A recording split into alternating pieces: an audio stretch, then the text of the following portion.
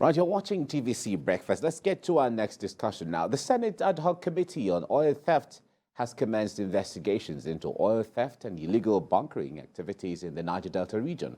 The federal government says that Nigeria loses about 400,000 barrels of crude oil to theft on a daily basis.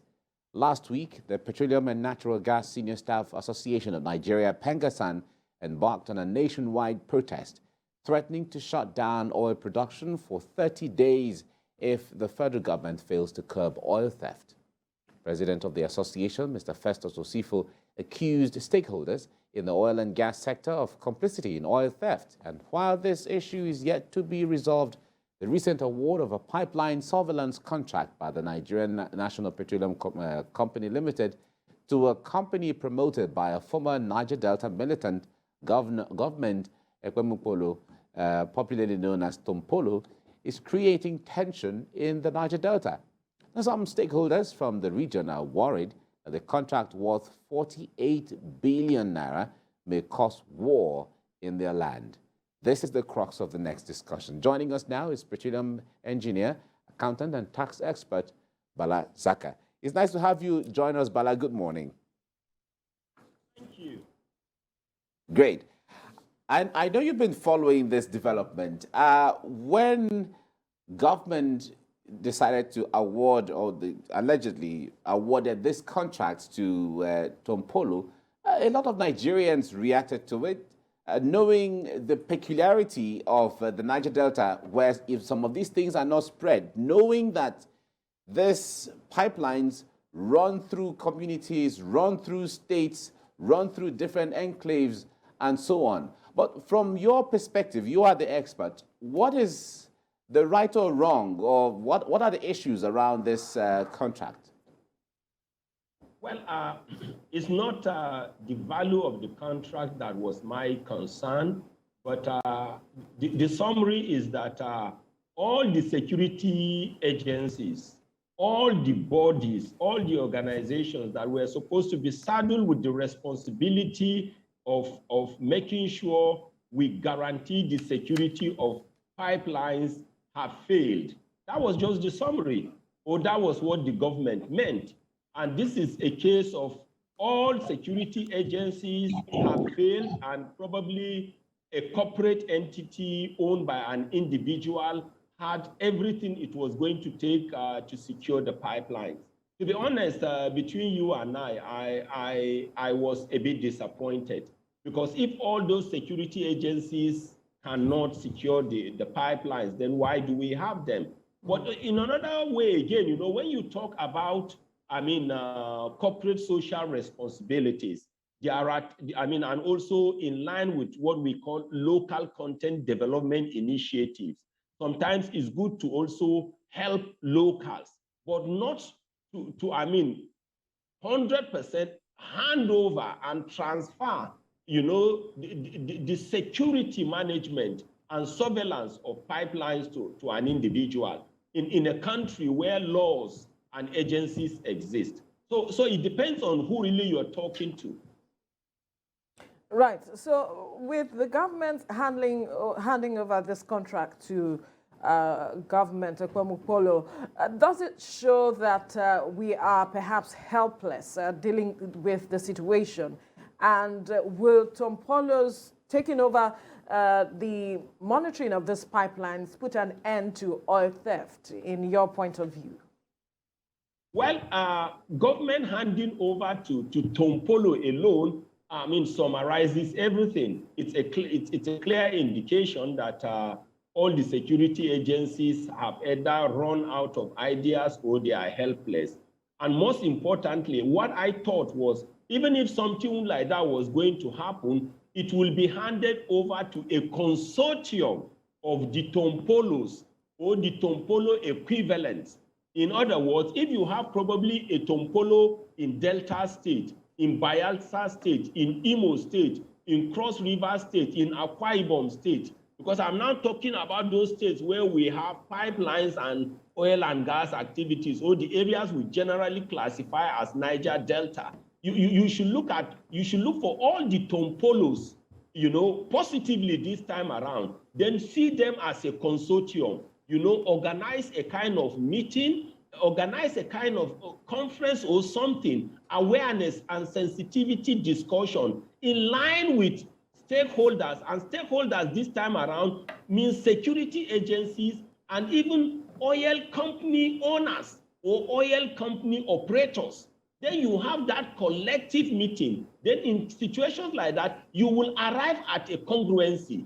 And once you do that, there will be no kicking back from either oil companies or security agencies or the equivalent of Tompolos in other states. If that has been done, it will have been viewed as a holistic approach, and it will have probably come out better and will have probably been supported and applauded nationally.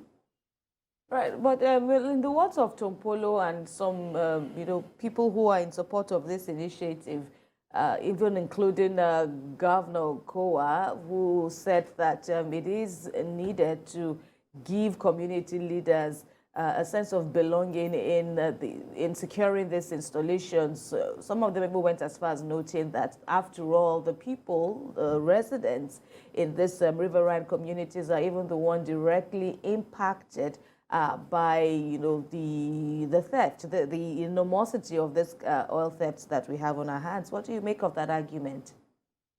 Well, with due respect to Governor Okowa, and like I said, I appreciate and I support local content initiative. I appreciate corporate social responsibility initiatives.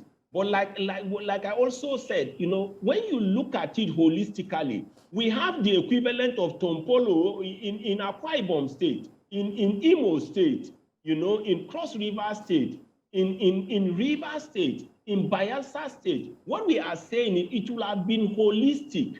And if it had been holistic, we wouldn't have been having, concerns coming from different angles. And we're talking about a major contract here. You want to give the contract of surveillance, and you didn't even consult the oil operators or the oil companies. They also have security departments. They also have surveillance equipment. And that was why I said the government should have convened probably a kind of meeting, an understanding meeting and an agreement meeting, and they will say, because of what we are losing, because we are losing about 400,000 barrels of crude oil per day. People may not know that, but we are talking about 2,000 tankers, and the tankers are 33,000 liter tankers. You are losing 2,000 of that per day. And that was the reason why the government now wants to rejig the security architecture. And because we want to do that as government, we have security agencies representatives here. We have oil company representatives here. We have the equivalent of Tompolos from all the oil producing states within the Niger Delta here. What we want is we want to come up with a holistic approach.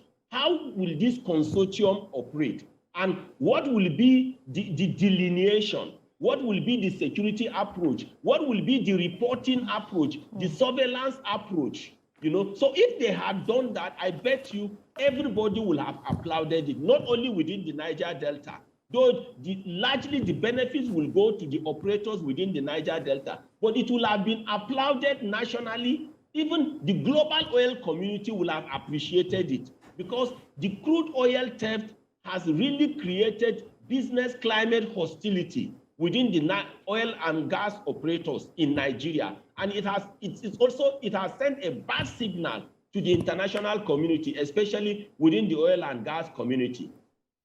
All right, Balasaka, let me put you on hold, and we'll be right back to continue on this discussion. Stay with us on TVC Breakfast. We'll be right back. You're watching TVC Breakfast. On this segment, we've been talking about the issue of oil thefts in the Niger Delta, and that has really been taking a toll on government revenue over the months and close to a year now, where we've been hearing about 400,000 barrels of crude oil stolen on daily basis. And we have joining us petroleum engineer Balazaka. He has been giving us some insight into resolving all of these issues. Balazaka, it's good to have you stay with us.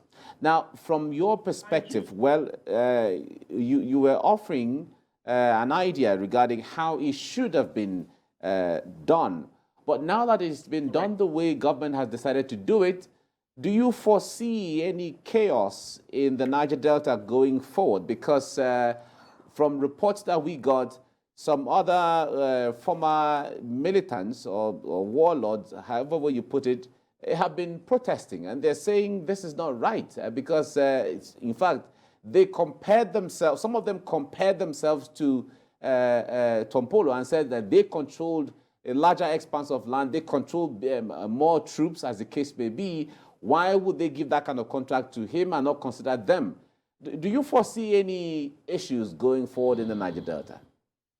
Well, I will suggest before we accelerate forward, there are certain things we can positively address and recalibrate and review or rejig, you know, in Niger Delta's interest, in Nigeria's interest, and in the interest of the global crude oil and gas community. And just like you said, before the Yaradua's amnesty, I mean, we had the equivalents of Tompolos. You know, we had the Ateke Toms, we had the Asari Dokubos, we had the Boilobs, we had the late Soboma Georges. There were so many. And even though, I mean, Lagos belongs to what we call the Dahomey Basin, you know, but we have the equivalent of Tompolos in around Lagos axis and Ondo axis.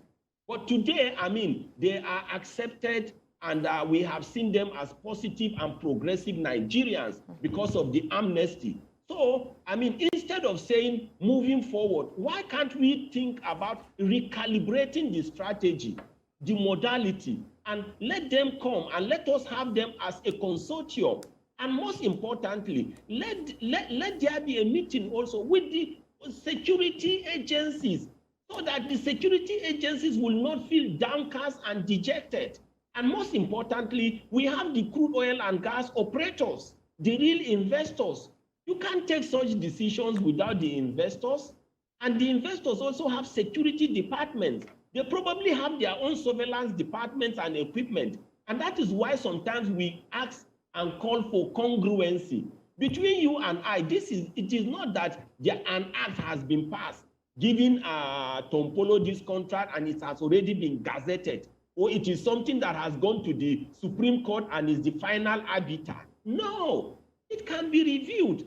Even Tompolo within himself knows that if it is reviewed, it will be a win-win situation for everybody. The security agencies will feel carried along, the oil companies will feel carried along, and the government now will have justification to stamp on anybody that decides to go on criminality or vandalism. So let the right thing be done. It is not cast in stone.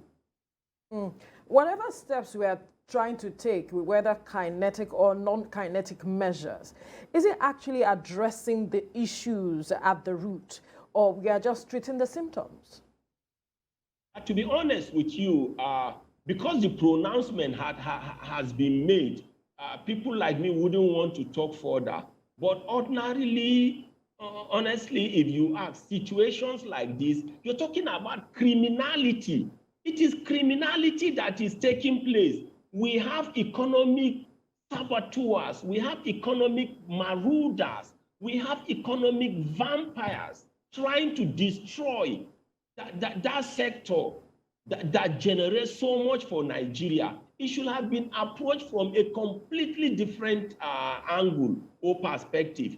But we have a case now on our hands, you know, those in government or the government advisors took a decision and it has been awarded, and the contractor or the awardee has been announced. So we just have to look for areas now to see how we can subtle things, cushion things, rearrange, rejig, and make positive progress. But it is necessary that the oil companies get carried along, the security agencies get carried along, and other equivalents of Tompolos get carried along.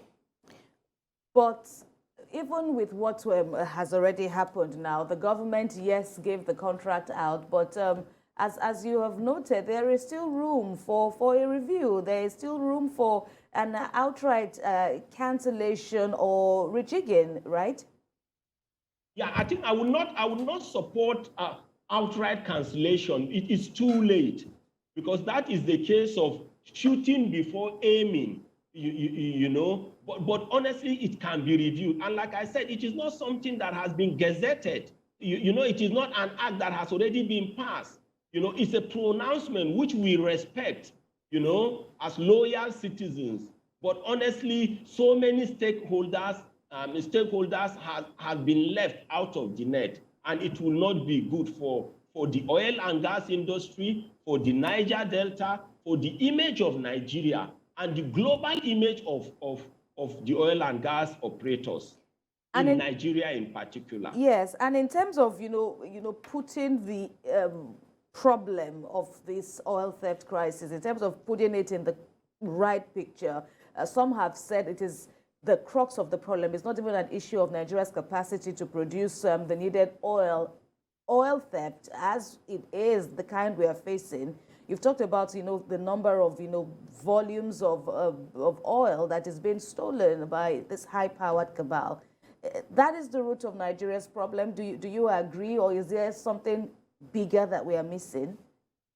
No. I mean, the stealing is a major factor or index affecting the operators, and the management also is another thing. But you see, if like I said, if this was thrown out for discussions, what was supposed to be addressed should have been the issues of control mechanisms. You know, there are 3 control mechanisms. You have what we call preventive control mechanism, detective control mechanism, and corrective. We will have checked to find out the first mechanism. Why is it that we cannot prevent even the criminals and vandals from getting to these pipelines, breaking them and stealing them? Because if the preventive mechanism fails, then the detective mechanism should be able to detect the criminals even at the point of stealing. But the detective also fails. And if that one fails, then there should be what we call corrective. By the time they break the pipeline, steal the crude oil, and they are now going to sell the crude oil, can we use fingerprinting to trace and correct the issues? So if all the 3 control mechanisms fail, then the question is, how do we get the solutions? Is it by giving the contract to an individual? Is it by talking to the security agencies in charge of this? Is it by checking whether there is internal connivance within the oil companies? Is it by checking whether there is collusion with communities where these pipelines are passing? So it will have been the control mechanisms that we will have analyzed first and find solutions. And if the solutions ended up or dovetailed towards giving the contract to people like Tompolo and the rest, so be it. At that point, nobody will complain. If the control or if the summary had tended or dovetailed towards, let us rejig the security agencies, or let us make sure we weed out bad elements and collaborators who are staff in oil companies, so be it. Those were the activities that will have actually taken place. Okay. But like we said, we are already somewhere now, and we must make progress in Nigeria's national interests. Okay. Thank you very much, Balazaka, for your time and insight into all of this. We look forward to greater days ahead for Nigeria, like you said, especially in the oil industry. Thank you very much. Thank you. Right.